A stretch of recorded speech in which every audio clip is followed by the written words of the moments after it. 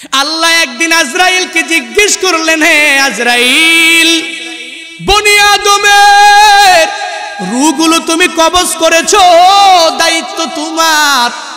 হে আজরাইল, তুমি আমারে জানাও না ওই বনি আদমের মধ্যে কোন কোন রূহ কবজ করতে তোমার অনেক কষ্ট হয়েছিল। আজরাইল জানায়া দেয়, হে ও দয়ার মালিক, বনি আদমের মধ্যে দুইটা রূহ কবজ করতে আমার অনেক কষ্ট হয়েছে। কোন দুইটা রূহ? বলে এক নম্বরে এক আল্লাহর বান্দি মহিলা, বিশাল এক সমুদ্রের মধ্যে জাহাজটা প্লাবনের মধ্যে পড়িয়া যখনই ডুবিয়া যাবে, ওই হালাতে সবাই ডুবিয়া গেল। এক প্রেগনেন্ট মহিলা, গর্ভবতী মহিলা কাঠের মধ্যে বসা, একটু পরেই এই মহিলা একটা বাচ্চা প্রসব করবে। তোমার কুদরতের কারিশমা, ওই কাঠের উপরে আল্লাহর বান্দির একটু পরে প্রসব হয়ে গেল। সন্তানটা দুনিয়ার মধ্যে ওই কাষ্ঠের উপরে যখন দুনিয়াতে আসলো, তখনই তোমার অর্ডার হয়ে গেল, হে আজরাইল যাও এই বান্দির রূহটাকে কবজ করে তুমি নিয়ে চলে আসো। আমি যখন ওই কাঠের উপরে ঝুলন্ত ওই মহিলার রূহটাকে কবজ করার জন্য যখন আমি চলে গেলাম, আমার মনের মধ্যে অনেক কষ্ট ওই সময়ে লেগেছিল। কারণ কি আল্লাহ জানেন না?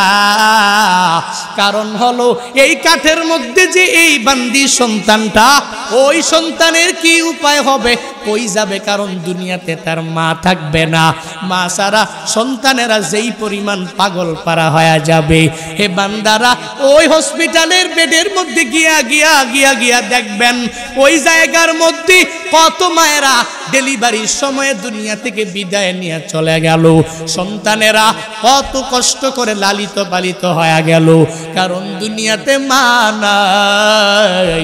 মা ছাড়া সন্তানটা দুনিয়াতে টিকে থাকতে পারে না। 70 বছরের ওই মুরব্বী নিজের মা হারাইয়া কান্দে, চোখের পানি ফালায়া ওই বাবা হারাইয়া কান্দে। কারণ বান্দা তো জানে আমার নাতি নাতনির অভাব নাই, এই দুনিয়াতে আমার ছেলের অভাব নাই, এই দুনিয়াতে আমি সব কিছু দুনিয়াতে পাইয়া গেলাম, এখন আমার কোনো কিছুর অভাব নাই। কিন্তু আমার মা ছাড়া আমার এতিম অবস্থা হয়ে যায়, আমার বাবা ছাড়া আমার এতিম অবস্থা হয়ে যায়। সন্তানটা বড় হয়ে গেল, এরপরেও মা ছাড়া চলতে পারে না। মা যার নাই, মনে হয় ঘরের মধ্যে কোনো একটা নাই। যার বাবা নাই, ওই বান্দা পূর্ণাঙ্গভাবে বলতে পারে মনে হয় ঘরের মধ্যে টাকা আছে, সন্তানেরা আছে, বউ আছে, স্ত্রী আছে, পুত্রবধূ আছে, বাবা নাই, মানে ঘরের মধ্যে কোনো একটা মানিক নাই। ওই যে মহিলাটা বাচ্চা প্রসব করলো, আজরাইল বলে আল্লাহ ওই মহিলার রূহটাকে কবজ করে আমি যখনই নিয়ে আসব, তখন মনে আমার অনেক কষ্ট লেগেছিল। কেন জানেননি? কারণ এই সন্তানের উপায় কি হবে এই চিন্তা ভাবনা করিয়া। কারণ আপনার আদেশ আমার মানাই লাগবে, কারণ আল্লাহর আদেশের উপরে অন্য কোনো কিছু করা যাবে না। আপনার আদেশ মানা লাগবে, নির্ধারিত টাইমের মধ্যে রূহ আমার কবজ করা লাগবে। কারণ আমি আপনার কমান্ড অনুযায়ী যেই সুন্দরভাবে চলাফেরা করি। আজরাইল তো কারো কাছ থেকে বান্দা অনুমতি নেয় না, শুধু নিয়েছেন নবীর কাছ থেকে। আল্লাহ আজরাইলকে নবীর কাছে পাঠিয়েছিলেন, হে আজরাইল যাও নবীর কাছে তুমি দৌড়ায় যাও, ওই নবীর রূহটাকে কবজ করার জন্য। নবী যদি অনুমতি দেয় তাহলে অনুমতি দিলে রূহটাকে কবজ করবা, নবী যদি অনুমতি না দেয় রূহটা কবজ করা তোমার পক্ষে সম্ভব হবে না। ওই নবী কেমন নবী পেয়েছো? যেই নবীর রূহটাকে কবজ করার জন্য আল্লাহ আজরাইলকে পাঠাইলেন আর বললেন নবী যদি অনুমতি দেয় তাহলে কবজ করবা, নবী যদি অনুমতি না দেয় তাহলে কবজ করতে পারবা না। আজরাইল নবীর কাছে আসলেন, আয়েশা বললেন, হ্যাঁ নবী আমার, আল্লাহ পাঠিয়েছেন, যদি অনুমতি দেন রূহটাকে কবজ করে আমি নিয়ে যাব, যদি অনুমতি না দেন আমি কবজ করব না। নবী আমার বলেন, অনুমতি দিব না, আল্লাহর কাছে আমার একটা কথা বাকি রইল, হে আজরাইল আইনা আখি জিবরাইল, আমার ভাই জিবরাইল কই, তুমি আমারে জানায়া দাও। যখন আজরাইলকে বলা হলো, আজরাইল বলে জিবরাইল ফিস সামাইল উলা, প্রথম আসমানের মধ্যে জিবরাইল বলে যাও যাও, ওই জিবরাইলকে যা খবর দাও আমার কাছে আসতে বলো। আমি জিবরাইলের কাছে একটা কথা বলবো, এটা রবের কাছে নিয়ে আসে পৌঁছায়া দিবে। আজরাইল জিবরাইলের কাছে চলে গেলেন। এবার জিবরাইল যখন রহমাতুল লিল আলামিনের দরবারে চলে আসলেন, নবী চোখের পানি ফালাইয়া কাঁদে। এই দেখে জিবরাইলও চোখের পানি ফালাইয়া যখন কাঁদে, নবী আমার ডেকে বলে, হে ভাই জিবরাইল, তুমি কেন চোখের পানি ফালাইয়া কান্না করো বুঝলাম না। জিবরাইল বলে, নবী আপনি কেন কান্না করেন আমি বুঝি না, আপনি তো আল্লাহর বড় প্রিয়, ওই রবের দরবারে মুলাকাতে চলে যাবেন, আপনার কান্না করার কোনো দরকার নাই, কোনো প্রয়োজন নাই। আপনি কান্না করেন কেন?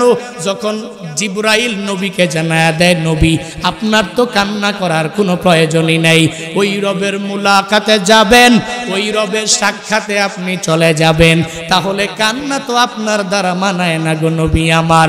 যখন নবীকে এই কথা বললেন, নবী বললেন, আমি কেন কান্দি পরে বলবো। হ্যাঁ জিবরাইল, হ্যাঁ আমার ভাই, আপনি কেন কান্না করেন আমি বুঝলাম না।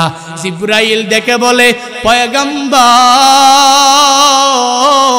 আমি আপনার কাছে একবার, দুইবার, তিনবার, পাঁচবার ওহী নিয়ে আসছি, ব্যাপারটা এমন না। আল্লাহ আমারে নিযুক্ত করেছেন 1,24,000 পয়গম্বর, এই সব পয়গম্বরের কাছে ওহী নিয়ে আসার দায়িত্ব আমার। আমি সবার কাছে অনেকবার আসি নাই, কারো কাছে 10 বার, কারো কাছে 20 বার, কারো কাছে 50 বার, কারো কাছে 100 বার, কারো কাছে 200-300 বার আমি ওহী নিয়ে আসলাম। কিন্তু হে নবী, আমি আপনার কাছে যে আসলাম, আপনার কাছে আসছি একবার না, দুইবার না, 500 বার, 1000 বার, 2000 বার নয়। হে আমি জিবরাইল হইয়া আমার মাওলার পক্ষ থেকে ওহী নিয়া আপনার কাছে আমি এসেছি 24,000 বার। আরো জোরে কন্যা সুবহানাল্লাহ। জিবরাইলের জন্য বলে, হে নবী, এজন্যই আপনার দেখে আমার বড় মায়া লাগে, আমি আপনার কাছে আর আসতে পারবো না, এই চিন্তা নিয়ে আমি চোখের পানি ফালায়া কান্দি, কারণ আল্লাহ আপনারে উঠায়া নিয়ে যাবে, এজন্য আমি কান্দি। এবার জিবরাইল বলে, হে নবী আপনি কান্না করেন কেন আমার বুঝে হয় না। নবী আমার বলেন, হে জিবরাইল, আমি কেন কান্না করি জানো জানো জানো, আমি তো আমার রবের মুলাকাতে চলে যাব, কিন্তু এই দুনিয়ার মধ্যে আমার যে উম্মতেরা থাকবে, ওই উম্মতেরা আমার জন্য বড় পাগল, এই উম্মতেরা মদিনার জন্য অনেক বড় পাগল পারা, আমি নবীর জন্য অনেক বড় পাগল পারা। আমার এই উম্মতের উপায়টা কি হবে? রবের কাছে যাও আর আল্লাহর কাছে গিয়া জানাইয়া দাও। আল্লাহ যতক্ষণ পর্যন্ত আমার উম্মতের দায়িত্ব না নিবে, আমি ততক্ষণ পর্যন্ত রূহ কবজ করার অনুমতি দিব না। জিবরাইল চলে গেলেন, মাওলার দরবারে যাইয়া আল্লাহর কাছে বললেন, ও মালিক, আপনার পয়গম্বর রূহ কবজ করার জন্য অনুমতি দেয় না। ও আল্লাহ, যদি আপনি আপনার নবীর উম্মতের জিম্মাদারি যদি না নেন, তাহলে রূহ কবজ করার অনুমতি আপনার নবী দিবে না। যখন এই কথা বলল, এই কথা বলার পরে আল্লাহ বলেন, হ্যাঁ জিবরাইল, যাও যাও, আমার নবীর কাছে চলে যাও, ওই নবীর কাছে গিয়া তুমি জানায়া দাও, ওই নবী দুনিয়াতে জীবিত থাকা অবস্থায় উম্মতের জন্য নবী এত বড় পাগল পারা, ওই উম্মতের জন্য নবী দায়িত্ব নিয়ে নিল। নবীকে আমি আল্লাহ উঠে নিয়ে যাব, আজরাইল রূহটাকে কবজ করার পর থেকে কিয়ামত পর্যন্ত আমি আল্লাহ আমার নবীর উম্মতের দায়িত্ব আমি নিজেই নিয়ে নিলাম।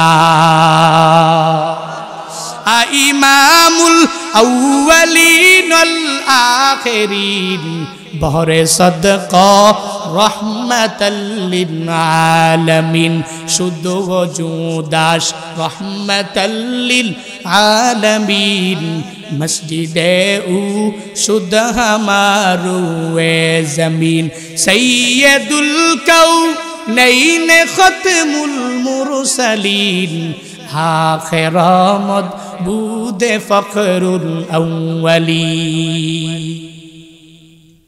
ওই নবীর কাছে অনুমতি নেওয়ার জন্য আজরাইল আসলেন। হে বান্দারা, এরপরে যখন জিব্রাইল আল্লাহর কাছে এই কথা বলার পরে আল্লাহ যখন বললেন যাও যাও নবীর উম্মতের জিম্মাদারি আমি নিয়ে নিলাম, এই কথা বলার পর এবার যখন জিব্রাইল চলে আসলেন নবীর কাছে এসে বলে, হ্যাঁ নবী আমার, আল্লাহ বলেছেন আপনার উম্মতের দায়িত্ব আল্লাহ নিজেই নিয়ে নিয়েছেন। এবার নবী বলে অসুবিধা নাই, এখন আর আমার কোনো চাওয়া নাই পাওয়া নাই, কোনো কিছুই নাই। হে আজরাইল, তুমি আমার রূহটাকে কবজ করে করে করে করে নিয়ে যাও। আজরাইল রহমাতুল লিল আলামিনের রূহটাকে কবজ করার জন্য ওই নবীর বুকের মধ্যে যখনই হাতটা রাখলেন, রহমাতুল লিল আলামিন বলে, ভাই আমার আজরাইল, আমার মনে হয় তুমি যে আমার বুকের মধ্যে হাতটা রাখলা, এই হাতটা রাখছো মনে হয় আসমান জমিন তুমি আমার বুকের মধ্যে উঠায়া দিলা। হে ভাই আমার আজরাইল, আমার উম্মতের বেলায়ও কি এমনটা হয়ে যাবে? আমার উম্মতেরও কি এই পরিমাণ কষ্ট হয়ে যাবে? কারণ আমার এই উম্মতেরা আমি নবীর জন্য বড় পাগল। বাংলাদেশ মদিনা থেকে কত দূর, এরপরেও এই উম্মতেরা নবীর জন্য কত বড় পাগল পারা। ওই নবীর রওজায় যাওয়ার জন্য এই মানুষগুলো কি পরিমাণ পাগল পারা। মক্কায় মদিনায় যেতে চায় না এমন কোনো বান্দা নাই। বাংলাদেশ বাদ দাও, পৃথিবীর যে কোনো প্রান্তে যেই নবীর আদনা থেকে আদনা উম্মত আছে, ওই উম্মত নবীর রওজায় যাইয়া সশরীরে সালাম দেওয়ার জন্য বড় পাগল পারা।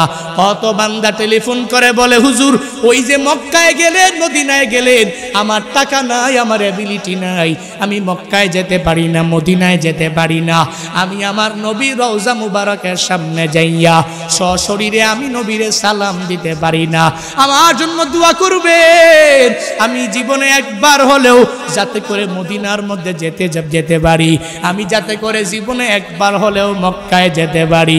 এই উম্মতেরা নবীর জন্য এত বড় পাগল পারা, নবী উম্মতের জন্য কি পরিমাণ পাগল।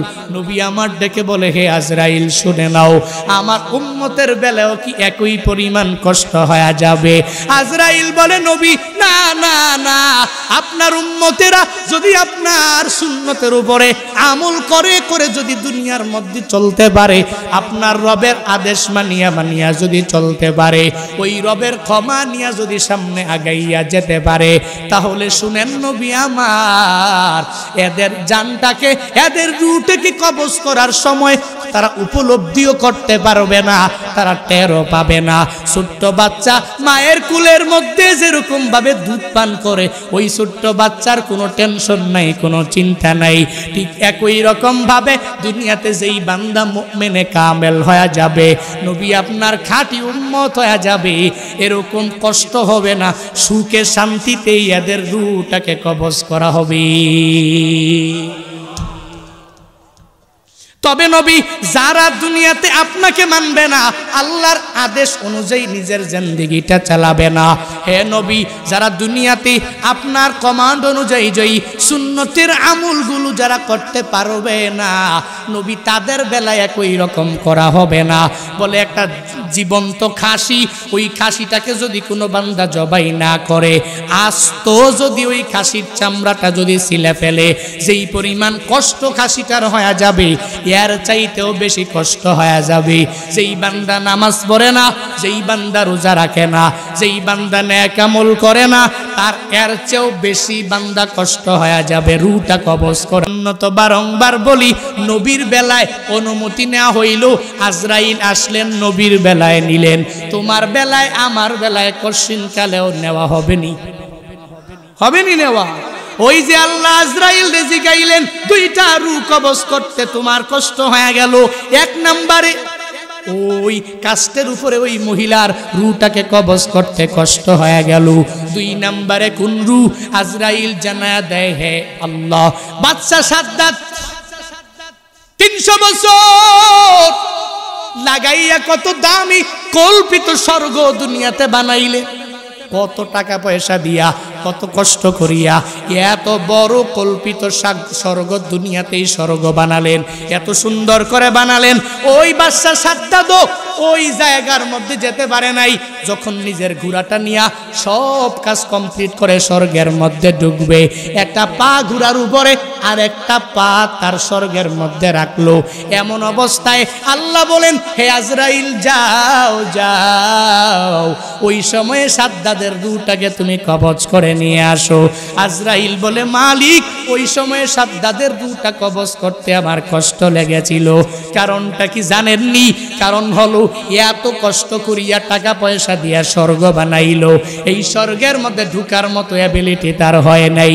একটা পা ঘোড়ার উপরে আর একটা পা সে রাখলো তার স্বর্গের মধ্যে, ঘুইরা ঘুইরা দেখবে ওই পরিমাণ হায়াতটাও সে পাইল না। আল্লাহ বলেন, হে আজরাইল তুমি জানো না? তুমি তো জানো, শুধু উপরের খবরগুলো, ভিতরের খবরটা তো জানো না। ওই যে জাহাজের মধ্যে কাস্টের উপরে যেই মহিলার রূহটাকে তুমি কবজ করলা, ওই মহিলার রূহটা কবজ করতে তোমার কষ্ট লেগেছিল। ওই মহিলা প্রসব করেছে যেই বাচ্চা, ওই বাচ্চাই হলো তুমি যেই বাদশা সাদ্দাদের কথা বলো, ওই মহিলার বাচ্চাই হলো বাদশা সাদ্দাদ। এই সব কিছু বইলা বইলা কি বুঝাইতে চাই? মরণ হবে কি হবে না, কোন সময় হবে এই গ্যারান্টি আসেনি, কেউ দিতে পারবে? ডাক্তার, মা বাবা কেউ দিতে পারবে না, কেউ পারবে না। কোন সময় আমি মারা যাব, কোন সময় কবরের ডাক আমার চলে আসবে, যেহেতু জানাও নাই, যেহেতু গ্যারান্টিও আমি দিতে পারবো না। আল্লাহ এজন্যই স্মরণ করে করে জানায়া দেয়, তুই ছিলি কি, হলি কি, বানাইলাম কি, কই যাবি, কোন দিকে দৌড়ে যাবি। কুনতুম মামওয়াতা ফাহিয়াকুম সুম্মা ইউমিতুকুম সুম্মা ইউহয়িকুম মিনহা খলাকনাকুম ওয়া ফিহা নুঈদুকুম ওয়া মিনহা নুখরিজুকুম তারাতান নুখরা। আল্লাহ বলেন, তুই ছিলি কি, এই মাটি থেকে বানাইলাম, আবার যাওয়া লাগবে কবরের মধ্যে, আবার ওখান থেকে আমি আল্লাহ আবার তোরে উঠাবো। আমি আল্লাহর বিচারের কাঠগড়ায় তোর দাঁড়াইয়া যাওয়া লাগবে। এজন্য বলি, হে কুমিল্লা এলাকার মানুষেরা, হে লালমাই এলাকার মানুষেরা, হে শিশপুর এলাকার মানুষেরা, হে ইউনিয়নের মানুষেরা, শুনে নাও, তোমাদেরকে বলে যাই, এখন থেকেই নামাজ পড়বা, এখন থেকেই রোজা রাখবা, এখন থেকেই নেক আমলের লাইনে আগাইয়া যাওয়া লাগবে। কালকে পড়বো, এর পরের দিন পড়বো, এক সপ্তাহ পরে ভালো হয়ে যাব, ওই গ্যারান্টি আমার মাঝেও নাই, তোমার মাঝেও নাই। কারণ যে কোনো সময় কবরের ডাকটা বান্দা চলে আসতে পারে, যে কোনো সময় ওই কবরের ডাক চলে আসলে বান্দা তোমার চলে যাওয়া লাগবে। হে যুবকেরা, বাইক নিয়ে যে এত দৌড়াও, ওই কত কত দামি দামি বাইক কিনা বাইকাররা রাস্তার মধ্যে পড়ে অ্যাক্সিডেন্ট করে সাথে সাথে মারা গেল। এই যে 2-3 দিন আগেও নিজের চোখে তাকায়া দেখলাম একটা বাইক এক জায়গায় পড়ে আছে, ওই বাইকের যে বাইকার সে লাশ হয়ে পড়ে আছে। এরকম বিভিন্ন জায়গায় প্রতিদিন ফেসবুকে, ইউটিউবে, বিভিন্ন জায়গায় তাকায়া দেখ, শুধু বাইক অ্যাক্সিডেন্ট, অভাব নাই, একটা না একটা হয়ে গেল। ওই বাইকার জানে না এখনই আমি মারা যাব, সে যদি জানতো তাহলে বাইক নিয়ে বের হইতো না, এত পাগল পারা হয়ে দুনিয়াতে ঘুরতো না। এজন্য বলি, যে কোনো সময় মরণ হয়ে যেতে পারে, আমিও জানি না, তুমিও জানো না, কেউ জানে না। এজন্য বাড়িতে যাইয়া এখন থেকেই 5 বেলার নামাজে তুমি হয়ে যাও, এখন থেকেই নেক আমলের লাইনে অগ্রগামী হয়ে যাও, তুমি আল্লাহর ওলি হয়ে যাও। আমি বলি না সর্বোচ্চ লেভেলের তাকওয়াবান হয়ে যাও, আমি বলি না পারবা না, তবে এতটুকু কি পারবা না, 5 বেলার নামাজের শিডিউল করিয়া প্রতি মাসে কেন তোমার 1 বেলা নামাজ ছুটে যাবে? রমজানের 30টা রোজা একটা কেন বান্দা তোমার ছুটে যাবে? তোমার নেক আমলগুলো, আল্লাহর আদেশগুলো তুমি কেন মানতে পারবা না? আল্লাহর নিষেধগুলো থেকে নিজেকে কেন তুমি বিরত রাইকা রাইকা চলতে পারবা না? যেই হুজুরেরা, যেই পুরুষেরা, যেই নারীরা 5 ওয়াক্ত নামাজ পড়ে রোজা রাখে নেক আমল করে করে সময়টা কাটায় তার তো এত লস হয় না দুনিয়া বিলাইনে সে অনেক ঠকে যায় এমনটাও বান্দা নয় তুমিও তো ঠকবা না কেন ঠকবা বরং 5 বেলার নামাজি যেই বান্দা তার দ্বন্দ্বউলতের মধ্যে বরকত দিয়া দেন কে وداعيا إلى الله بإذنه وسراجا منيرا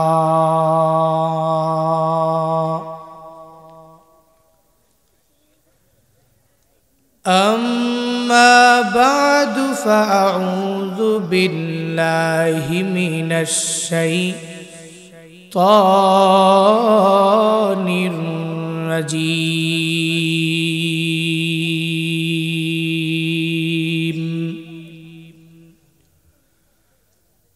بسم الله الرحمن الرحيم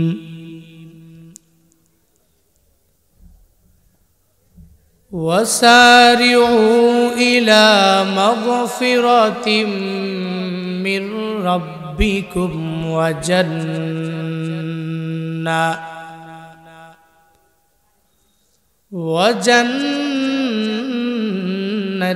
عرضها السماوات والأرض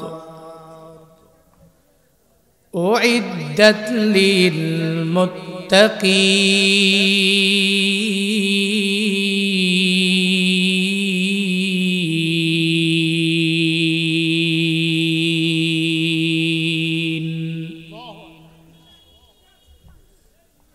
وقال النبي صلى الله عليه وآله وسلم الكيس من دان نفسه وعمل لما بعد الموت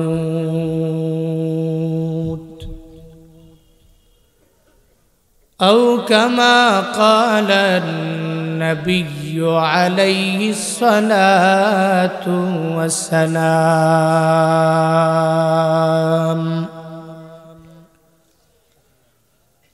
صدق الله مولانا العظيم وصدق رسوله النبي الكريم ونحن على ذلك لمن الشاهدين والشاكرين والذاكرين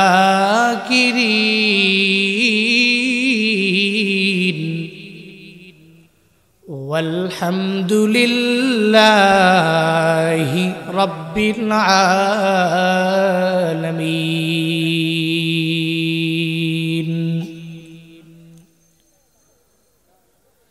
محمد نے آکر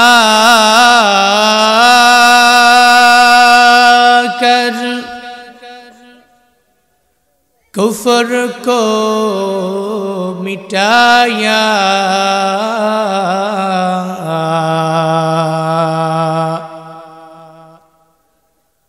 کفر کو مٹا کر صداقت بتایا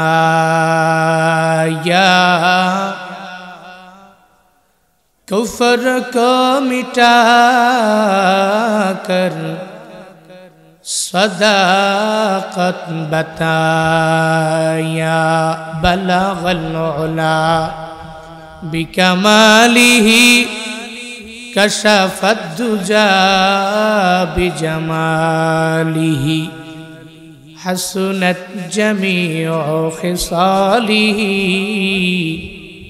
صلوا عليه وآله لا إله إلا الله لا إله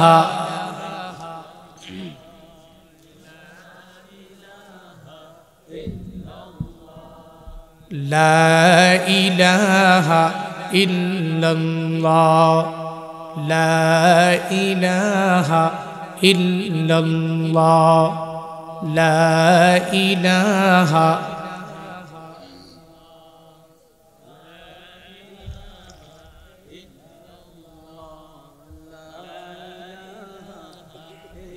শরবত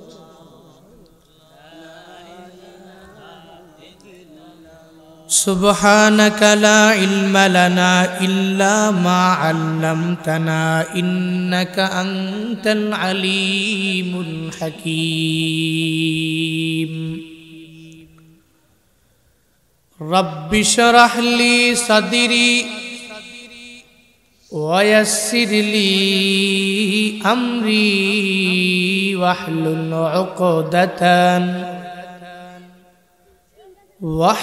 عقدة من لساني يفقه قولي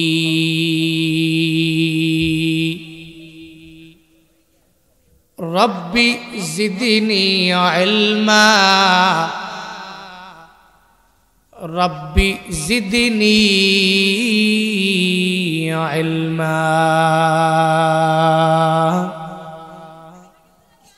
رب زدني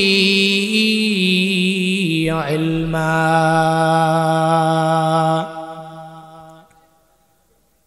رب يسر ولا تعسر وتمم علينا بالخير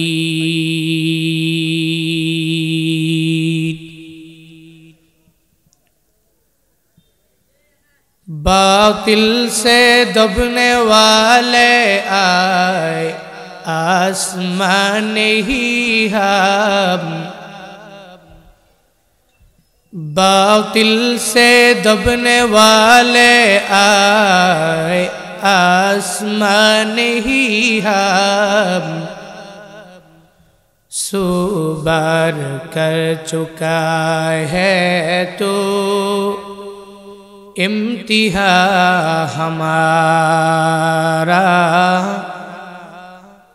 सोबर कर चुका है तो इम्तिहा हमारा तौहीद की अमानत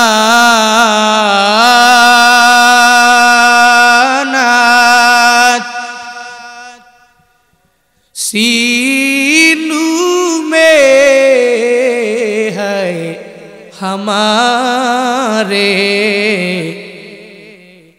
आसान ही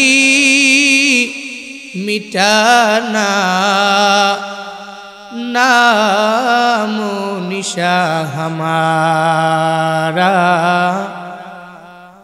आसान ही मिटाना नामो निशा हमारा।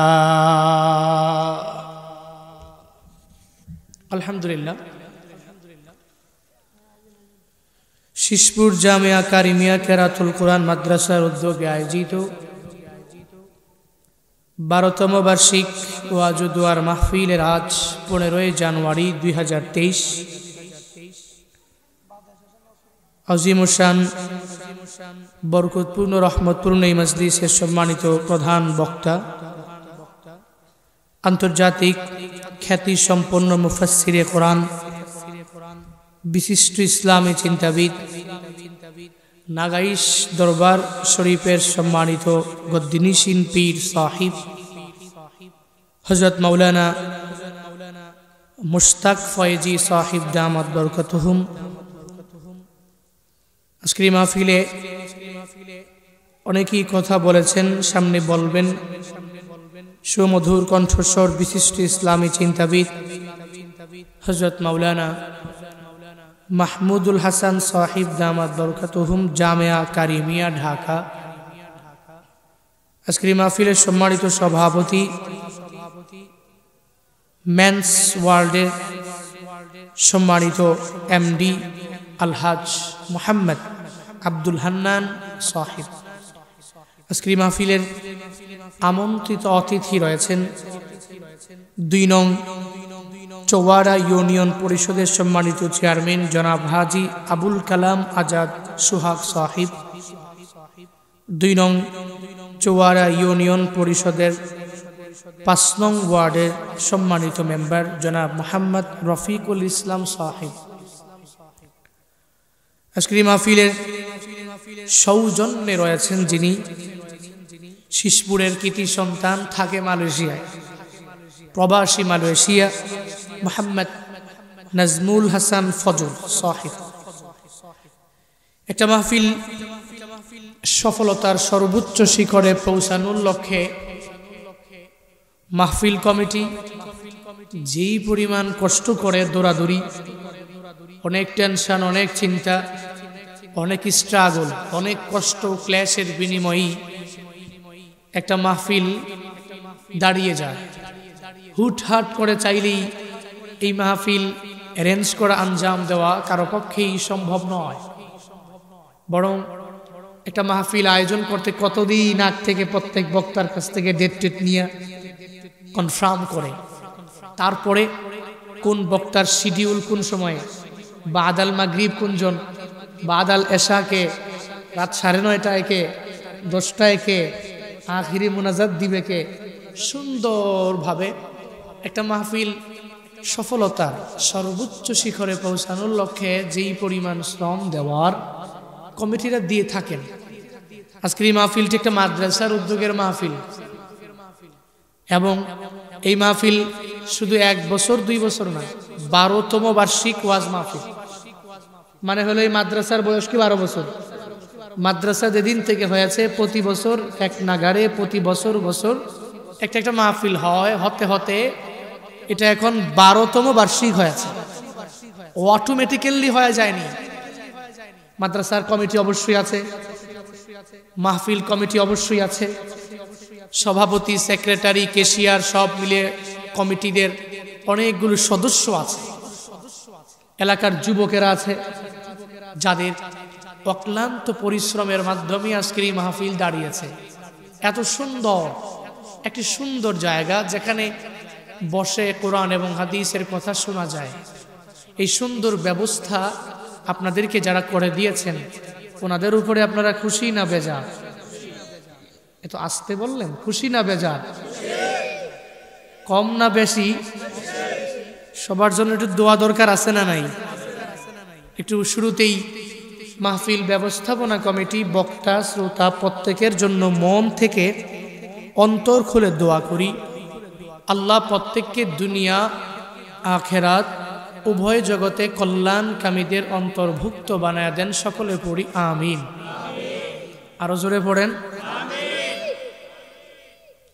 আজকের এই মাহফিলে আমরা আসতে পারি নাই, আমাদেরকে এনেছেন কে? বাদাল মাগরিব ন্যাচারালি, স্বাভাবিকভাবেই, বিশেষ করে আমগো এলাকায় লোক এমনি কম হয়, লোকেরা খুব অ্যাক্টিভ, তো মোটামুটি আসবে, আসার নামাজ পড়া টুরা, খাওয়া দাওয়া টাওয়া দাওয়া কইরা পরে একবারে সবাই আসবে।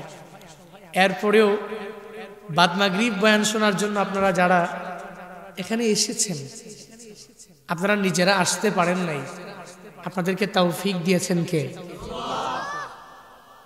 আমি বক্তা যে কথা বলতেছি, কথা বলার মতো যোগ্যতা আমার নাই। আমি নিজের জোরে কথা বলি না, কারণ নিজের জোরে যদি কেউ কথা বলে তাহলে ওই বান্দা কথা বলতে পারবে সর্বোচ্চ 1 দিন, 2 দিন, 3 দিন সর্বোচ্চ। রবের কৃপা, রবের দয়া যদি না থাকে তাহলে কোনো বক্তাই 3 মাস একটানা কথা বলতে পারে না। আপনি একটু চিল্লায় দেখেন, 1 দিন সর্বোচ্চ 2 দিন চিল্লাইবেন এটা মাইক নিয়ে। ওই যে মাইকিং করে দেখবেন যারা, 2-3 দিন মাইকিং করে মাহফিলে অ্যানাউন্স কইরা আইসা দেখবেন এর গলা হয়ে গেছে হাউরাসের গলা, কথাই বের হয় না। আছে না নাই? আমরা তো বিভিন্ন মাহফিলে গেলে যেই লোকেরা আগে কথা বলছে একরকম, হুটহাট করে প্রোগ্রামের দিন আমাকে ফোন দিয়ে বলতেছে, হুজুর মাহফিল তো আজকে আমাদের। আরে আপনি কে? হুজুর আমাকে চিনেন না, আপনার সাথে কথা বলে আমি কন্ট্যাক্ট করে মাহফিল নিলাম, আপনার সাথেই তো কন্ট্যাক্ট করেছি আমি। আরে আপনি আমার সাথে কথা বলেছেন, হাউ দিস পসিবল?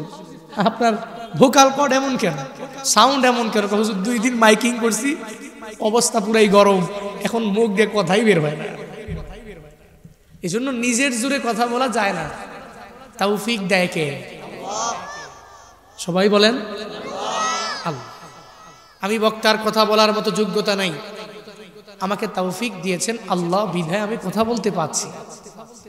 কারণ বান্দা কিছুই করতে পারে না, বান্দা যাইতে পারে না, বান্দা খাইতে পারে না, বান্দা চলতে পারে না, বান্দার হাতে কোনো পাওয়ার নাই, বান্দার হাতে অ্যাবিলিটি নাই, বান্দার হাতে কিচ্ছু নাই, সব কিছু একজনের হাতেই। তিনি কে? আল্লাহ। যদি মনে করেন ভালো তো ভালো, যদি মনে করেন আমার দিক থেকে খারাপ, তবুও মনে রাখতে হবে আল্লাহর পক্ষ থেকে যা কিছুই আসে সব কিছু ভালোই, খারাপ কোনোটাই না। মাঝে মাঝে আমার কাছে খারাপ লাগে, হয়তো ভালো লাগে, এটা আমরা ডিভাইড করি, আমরা ভাগ করি, কিন্তু আল্লাহর পক্ষ থেকে বান্দার কাছে যা কিছুই আসে সব কিছুর মধ্যে কল্যাণ আছে না নাই? সবাই বলেন সব কিছুর মধ্যেই কল্যাণ। আল্লাহ গিফটেড বান্দার কাছে যা কিছু আসে সবই কল্যাণ। কারণ কুলিল্লাহুম্মা মালিকাল মুলক তুতিল মুলকা মান তাশা ওয়া তানজিউল মুলকা মিম্মান তাশা ওয়া তুইজ্জু মান তাশা ওয়া তুযিল্লু মান তাশা বিয়াদিকাল খায়র ইন্নাকা আলা কুল্লি শাইইন কাদির। কথাকার সন্দেহ আছে? আল্লাহ বলেন নবী আপনি বলুন, আল্লাহুম্মা মালিকাল মুলক, হে আল্লাহ আপনি হচ্ছেন এই বিশাল জগতের অধিপতি। সূরা ফাতিহার প্রথম আয়াত কি? আলহামদুলিল্লাহি রাব্বিল, সবাই বলেন আলহামদুলিল্লাহি রাব্বিল আলামিন। মানে কি? সমস্ত প্রশংসা ওই রবের, যেই রব শুধুমাত্র কেবলমাত্র দুনিয়ার মালিক এমনটা নয়, বরং আলামিন, শুধুমাত্র আলম নয়, আলম তো এক বচন, আলামুন জমা, সমস্ত জাহান। দুনিয়াতেও এই আসমান জমিনের মালিক যে আল্লাহ, আখেরাতেও বিচার করনেওয়ালা মালিককে। এজন্যই তো আর রহমানির রহিম, মালিক ইয়াউমিদ্দিন, ওই দিনের মালিককে, বিচারককে। ওই দিন আল্লাহ যা করবেন, যা চাইবেন, নিজের মতো করে বিচার করবেন, কারণ ওই দিনের মালিক তো তিনি। এটাই আল্লাহ বলেন নবী আপনি উম্মতেরে বলুন আল্লাহুম্মা মালিকাল মুলক, হে আল্লাহ আপনি হচ্ছেন এই রাজত্বের অধিপতি।